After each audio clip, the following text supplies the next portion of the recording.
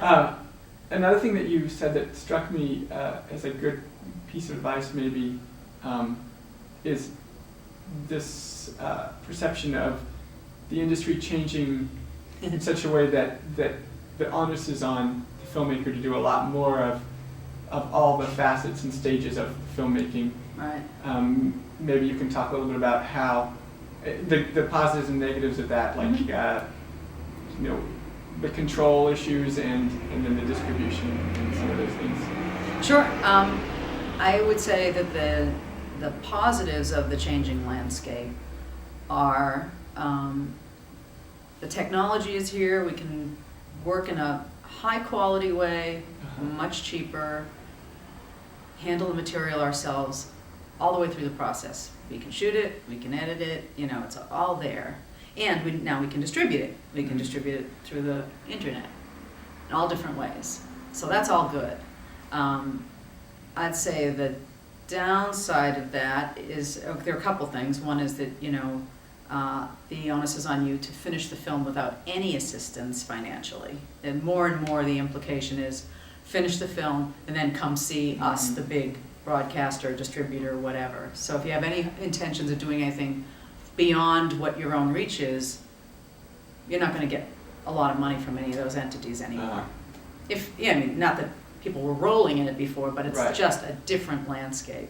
And that's kind of shocking, because as recently as just a few months ago, I was in LA at a market where people were essentially saying, it'd be great if you had that finished. And I feel like, yeah, no kidding, it would be great. That's why I'm here. That's why I'm here, that's why we're talking.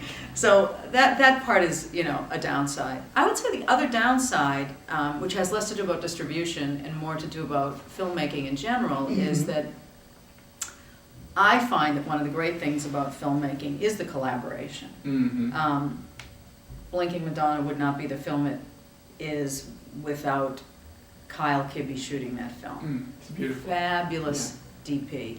Really got like the sort of cartoony aspect of the film without making it garish, but it's obviously a film where we're being taken through this little comic book of a life, that, and all these things that are happening to this person who happens to be me, and it has that beautiful look to it, and it has the look of a vintage look of the time, and the first part of it has a look that's of the time period of the 60s, and I can't do that myself. I don't care how long I work as a filmmaker. I know how to shoot, but I'm never going to be Kyle Kibbe. Yeah. That's just not going to happen. And conversely, worked with, or in addition to that, I've worked with great editors and great sound people and composers, and we can do all that stuff on, Final Cut and GarageBand, and that's great. And I think it's great for certain things, especially. Yeah. I'm very into that. So I don't mean it as a put down, but again, just like you want feedback from people before you finish your cut, and you want to start showing people so you're getting a sense of, you don't want it to be the you can't look until I'm finished person. Right. That's not what media is about. It's about a public audience. It's different from writing a poem or painting, I think. It's a medium that's meant to be out in the marketplace, for better or worse. And if you want people to come and see what you're doing, you really need to think about that before you finish. So to have great collaborators and to be able to rely on them and interact with them and learn from them, and I just think that some of that might be getting lost in the changing landscape of I'm going to shoot it myself, I'm going to cut it myself, I'm going to distribute it myself. So it's a double-edged sword. I think there's some really great things about it, and certainly certain kinds of films that can be made now with small cameras, like the personal films that we're talking about. What a boon. When Ross McElwee shot Sherman's March, he was using, an Aton or something, some big, spine-crushing, big camera, right? And it was obvious he had a big camera. Everybody who came into frame looked and said, what's that huge thing on your shoulder? Whereas we have things now that are this big, you can sit with it in your lap, and people tend to forget, and it makes it a much more authentic thing. So, I don't know, I could go on about it, but I think those are some of the things that I see changing, for better and worse. And we also really appreciate your sharing all this information with us here at DIVA and hosting our festival, 6th year and running. Sixth year. And hopefully we'll be back next year. Yeah. Hopefully here. We're not sure yet. Might change venues? Yeah, maybe. We Uh-huh. don't know. But it's really great to have the opportunity to have someone like you here Thank you. sharing with our audience and the people from the community everything you know about making videos and life in general. It's been edifying for me. Oh, thank personally. you.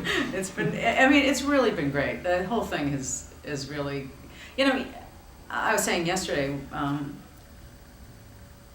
there are lots of really big, splashy festivals. Mhm.